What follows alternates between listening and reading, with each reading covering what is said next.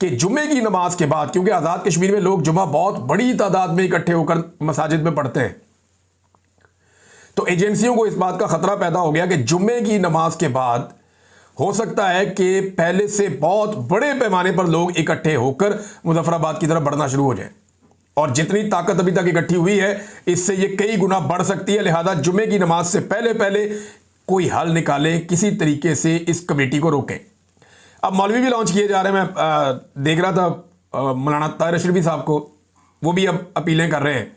इससे पहले मौलाना ताहिर अशरफी साहब जो हैं वो डोनाल्ड ट्रंप के मंसूबे की हमायत के लिए भी सामने आए थे कि जो किया शहबाज शरीफ ने ठीक किया, जो किया बाकी अरब मुल्कों ने ठीक किया।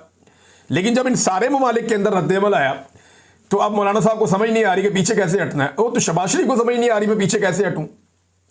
शहबाज शरीफ अब जनाब ये फ्लोटीला के मामला के ऊपर कभी ट्वीट करता है, कभी ये इधर कभी उधर कभी उधर, क्योंकि शहबाज शरीफ साहब ने अपने आप को फंसा लिया, अपने पाँव पे कुल्हाड़ा मार दिया और अपनी गर्दन जो है वो ट्रंप के हाथ में दे दी। अब ट्रंप जिस मर्जी चौक में लाके खड़ा कर देता है फील्ड मार्शल आसिम मुनीर को और शहबाज शरीफ को कि ये तो मेरे वफादार है। भाई ये तो कहते हैं जनाब कि हम पहले दिन से आपके साथ हैं, आप जो मर्जी मनसूबा बनाए हम पूरी तरह आपके साथ हैं। किसी और ने इतना नहीं किया, इतनी गेम नहीं उठाई जितनी पाकिस्तानी एस्टेब्लिशमेंट और पाकिस्तानी हुक्मरानों ने वहाँ जाके उठा दी। ये बड़ा बदकिस्मती है पाकिस्तान की कि हम लोग ज़रा थोड़ा आगे बढ़ जाते हैं, जज्बात की रो में बह के शहबाज शरीफ साहब ने वो कुछ कर दिया जो उन्हें नहीं करना चाहिए था।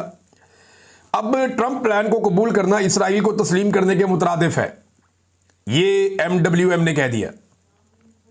हम पूरे मुल्क में एहतजाज करेंगे, अल्लामा राजा नासिर अब्बास साहब ने कहा। पाकिस्तान तहरीक इंसाफ ने और तहरीक तहफ़्फ़ुज़ आईन पाकिस्तान ने भी ऐलान कर दिया कि वो फ़लस्तीनियों के साथ खड़े हैं। गज़ा प्लान को सलमान अकरम राजा सेक्रेटरी जनरल पाकिस्तान तहरीक इंसाफ ने मुस्तरद कर दिया, बाकायदा ऐलान किया है।